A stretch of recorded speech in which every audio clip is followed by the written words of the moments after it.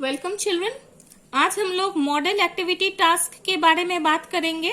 Geography का जो model activity task जो दूसरा आप लोग को मिला है अगस्त के महीने में, उसको एक बार डिस्कस कर लेते हैं। पहला है बहुविकल्पीय प्रश्न और इसमें जो सही विकल्प है उसको गोल घेर देना है। तो पहला क्वेश्चन है, विषुवत रेखा पर ध्रुव तारा का उन्नत कोण कितना है? आप लोग जानते हो कि विषुवत रेखा मतलब भूमध्य रेखा पर ध्रुव तारा क्या करती है? 90 डिग्री का कोण बनाती है। तो सही उत्तर क्या होगा? 90 डिग्री। दूसरा प्रश्न है, इसमें कुछ चेंजेस है, इसमें कुछ करेक्शन, मैंने कुछ सुधार किया है। संचलन के भूतल पर, क्वेश्चन क्या है? भू आलोड़न के भूतल पर अनुभूमिक रूप से कार्य करने पर सृष्ट होता है। मैंने सही क्वेश्चन पेपर आपके ग्रुप में भेज दिया है, फिर भी मैं यहाँ पे बता दे रही हूँ।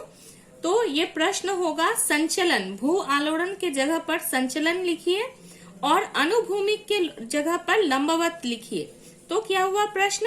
संचलन के भूतल पर लंबवत रूप से कार्य करने पर सृष्ट होता है स्तूप पर्वत, मोरदार पर्वत, भ्रंश घाटी और महादेश। तो संचलन माने होता है जब प्लेट्स में मूवमेंट होता है ना, प्लेट्स जब हिलती हैं तो उसको हम लोग कहते हैं संचलन। और ये क्या है? ऊर्ध्वाधर जो होता है वर्टिकल, वो होता है आपका क्या? लंबवत। और इस तरह से जो होता है साइड बाय साइड, वो क्या होता है? क्षैतिज। ठीक है। तो लंबवत रूप से अगर काम करता है तो आपका किस चीज की सृष्टि होती है? सृष्टि होती है महादेश की। 1.3 है, सही जोड़े चिन्हित करना है। इसमें 4 जोड़ा दिया गया है जिसमें से 3 गलत है और 1 सही है। तो पहला है, तीस्ता नदी ज्वार जल से पुष्ट है। बिल्कुल गलत है, क्योंकि तीस्ता नदी आप लोग जानते हैं पश्चिम बंगाल के उत्तरी भाग में है और उत्तरी भाग में तो समुद्र है ही नहीं। समुद्र कहाँ है? दक्षिणी भाग में है, तो ये हो नहीं सकता है। फिर दार्जिलिंग जिला में दैनिक तापक्रम का अधिक प्रसार है। ये भी गलत है, क्योंकि दैनिक तापक्रम अधिक कहाँ होता है? पठारी भाग में, या आपका जहाँ पे शुष्क तापमान होता है, एरिड भाग में, शुष्क वाले क्षेत्र में, वहां पर। ठीक है। तो दार्जिलिंग में तो इस तरह की कोई बात है नहीं, तो ये भी गलत है। फिर चौथा देखिए है, पाइन जो है एक मैंग्रोव उद्भिज है। ये भी गलत है। पाइन आप लोग जानते हैं कोणधारी वन है और मैंग्रोव उद्भिज क्या है? सुंदरी वन जो है वो मैंग्रोव उद्भिज है। सुंदरी पेड़ या गोलपत्ता या होगला, ये सारे मैंग्रोव है। तो सही हमारा क्या बच जाता है? ये वाला, पठार की लेटेराइट मिट्टी। पठार वाला जो है, पठार की लेटेराइट मिट्टी में क्या होती है? जल धारण करने की क्षमता कम होती है। ये कौन सा है? C number. अच्छा, 2 नंबर पर आ जाते हैं। 2 नंबर में क्या है? क्या 2 शब्दों में उत्तर दो। यहाँ पर पहला प्रश्न है, किसी स्थान का देशांतर 24 डिग्री पूर्व होने पर उस स्थान का प्रतिपात स्थान का देशांतर क्या होगा? तो प्रतिपात स्थान निकालने के लिए हम लोग क्या करते हैं? 180 से घटाते हैं, माइनस करते हैं, और जो आता है वो क्या होगा? अगर पूर्व दिया गया है प्रश्न में तो आंसर हो जाएगा पश्चिम। अगर पश्चिम रहता तो आंसर होता पूर्व। ये क्या है? आपका देशांतर के लिए है। लेकिन अगर अक्षांश दिया हुआ रहता, मान लीजिए यहाँ पे 24 डिग्री पूर्व के बजाय रहता 24 डिग्री उत्तर, तो उसका प्रतिपाद आप लोग 90 से घटाते नहीं, क्या लिखते? 24 डिग्री दक्षिण। लेकिन देशांतर के केस में हम लोग क्या कहते हैं? 180 से माइनस करके अगर पूर्व है तो पश्चिम लिखते हैं, अगर पश्चिम आया है तो क्या लिखते हैं? पूर्व लिखते हैं। 2.2 क्वेश्चन क्या है? पर्वतों से घिरे एक पठार का नाम लिखना है। तो पर्वतों से घिरे हुए पठारों को हम लोग क्या कहते हैं? अंतर पर्वतीय पठार कहते हैं। जिस तरह से एंडीज पर्वतमाला से घिरा हुआ है इक्वेडोर का पठार या बोलिविया का पठार। फिर है आपके यहाँ पर है तिब्बत का पठार है एशिया में। फिर अनातोलिया का पठार भी है, मेक्सिको का पठार है, इराक का पठार है। ठीक है, बहुत सारे पठार है। यहाँ पे जगह की कमी है, इसलिए मैं बहुत सारा नाम यहाँ पे नहीं लिखी हूँ। अगला प्रश्न है, किस जलवायु क्षेत्र में रासायनिक अपक्षय की प्रधानता दिखलाई देती है? तो रासायनिक अपक्षय कहाँ होगी? जहाँ उष्णता भी होगी और साथ ही साथ आर्द्र जलवायु होगी। तो उष्ण और आर्द्र ये सबसे ज्यादा कहाँ पर देखने को मिलता है? विषुवत रेखीय प्रदेशों में, ठीक है, मतलब भूमध्य रेखीय प्रदेशों में। तो हम लोग क्या लिखेंगे? भूमध्य रेखीय या विषुवत रेखीय जलवायु प्रदेश। अगला है 3.1 प्रश्न है, संक्षिप्त उत्तर लिखो में नदी और नहरों के जल के अतिरिक्त उपयोग के हानिकारक प्रभाव क्या है? देखिए, आप लोग हमेशा से पढ़े क्या है कि अति सर्वत्र वर्ज्यते, माने अति कभी नहीं अच्छा होता है। हम लोग कहते हैं ना, अति की भली ना वर्षा, अति की भली ना धूप। तो उसी तरह से अगर अधिक वर्षा हो जाए वह भी हानिकारक है, अधिक धूप वह भी हानिकारक है। तो अगर हम लोग सिंचाई करते हैं लेकिन अगर नदी और नहरों के जल का अतिरिक्त उपयोग करेंगे तो क्या होगा? मिट्टी की उर्वरता जो है वो कम हो जाएगी, उर्वरता का ह्रास होगा। मिट्टी जो है, मिट्टी के सारे पोषण तत्व जो है धुल के बह के चले जाएंगे। मिट्टी क्या हो सकती है? क्षारीय, यानी मिट्टी में लवण की मात्रा अधिक हो जाएगी। फिर नदी का पानी अगर हम लोग अधिक उपयोग कर लेंगे तो क्या होगा? अगल बगल के जो राज्य है जहां से वो नदी गुजरती है, दोनों राज्यों में क्या हो सकता है? आपसी द्वंद्व हो सकता है, आपसी झगड़ा हो सकता है। जैसे आप लोगों ने कावेरी जल विवाद के बारे में सुना होगा, केरल और तमिलनाडु के बीच में भी वो चल रहा है। 3.2 जो प्रश्न है, क्षयजात मैदान और संचयजात मैदान, इसको हम लोग क्षयजात नहीं कह के हिंदी में कहते हैं अपर्दनात्मक मैदान और निक्षेपात्मक मैदान। ठीक है, तो अपर्दनात्मक मैदान और निक्षेपात्मक मैदान के बारे में आपको इसमें पढ़ना है।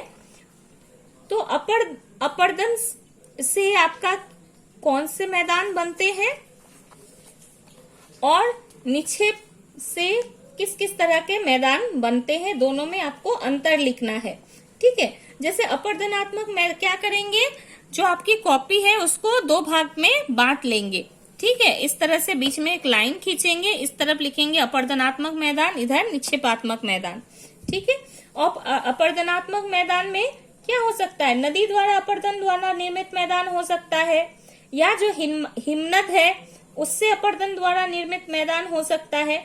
मतलब अपर्दन कर करके जब समतल हो जाती है तो क्या बनता है? आपका अपर्दनात्मक मैदान।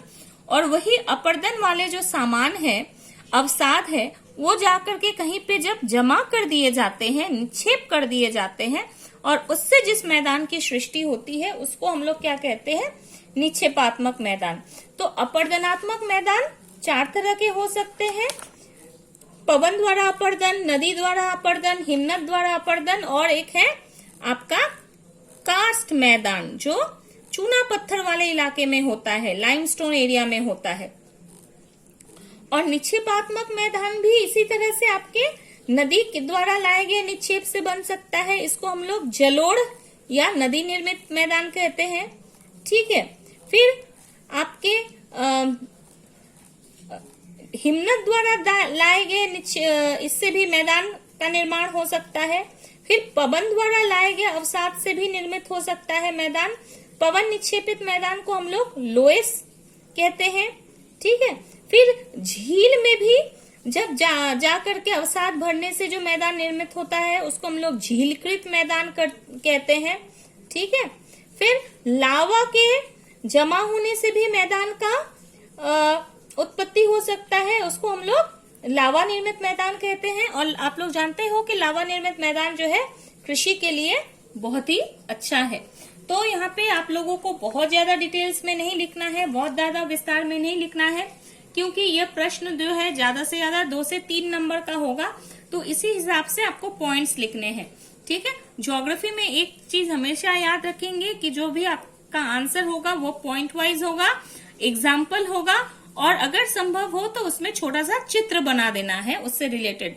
जहां पर संभव हो, जहां संभव नहीं है वहां हम लोग नहीं बनाएंगे। जैसे हम लोग ये मैदान डिफरेंस लिखेंगे, अंतर लिखेंगे, तो यहाँ पे चित्र बनाना संभव नहीं है, तो यहाँ पे हम लोग चित्र नहीं बनाएंगे। अगला है 4.1 प्रश्न जो है उच्च पर्वतीय क्षेत्रों में तुषार के कार्यों के फलस्वरूप शिला अपरदन होता है, सचित्र व्याख्या करो। ये प्रश्न मुझे लगता है थोड़ा सा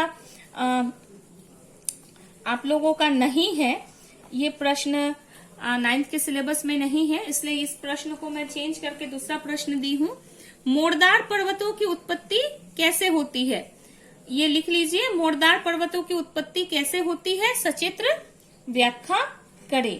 तो मोड़दार पर्वत किस तरह से बनते हैं, ठीक है, इसके बारे में आपको लिखना है कि किस तरह से इसमें आपको वर्णन करना है कि प्लेट टेक्टोनिक या प्लेट विवर्तनिक सिद्धांत के अनुसार मोड़दार पर्वतों का निर्माण कैसे होता है। तो मोड़दार पर्वतों का निर्माण जो है अभिसारी या विनाशात्मक प्लेट किनारों के सहारे होता है।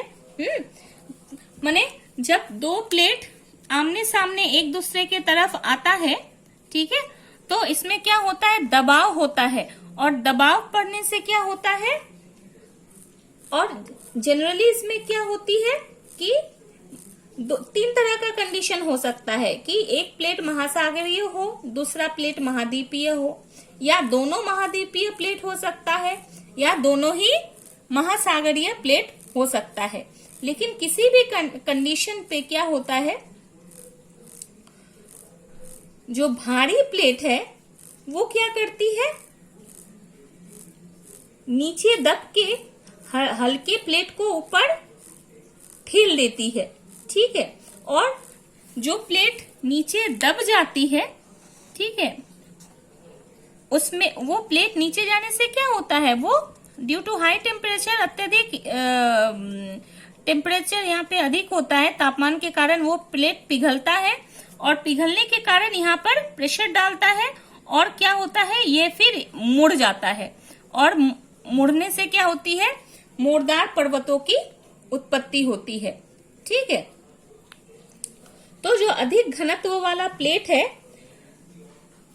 वो नीचे धंस जाता है। जनरली क्या होता है, महासागरीय प्लेट जो है महाद्वीपीय प्लेट के नीचे धंस जाता है, और अधिक संपीड़न के कारण माने दबाव के कारण प्लेट के किनारे के पदार्थों का वलन होता है, मतलब मोड़ पड़ता है, और मोड़दार पर्वतों की सृष्टि होती है। तो जैसे हमारे हिमालय है, रॉकीज है, एंडीज है, ठीक है, ये सारे पर्वतों की सृष्टि इसी तरह से हुई है। फिर लास्ट वाला जो प्रश्न है वो है 4.2 वाला जो प्रश्न है वो है ऑक्सीकरण की प्रक्रिया द्वारा शिला किस प्रकार से वियोजित होती है, ठीक है। यह अपक्षय वाला जो चैप्टर है आपका वेदरिंग, हाँ, उससे लिया गया है।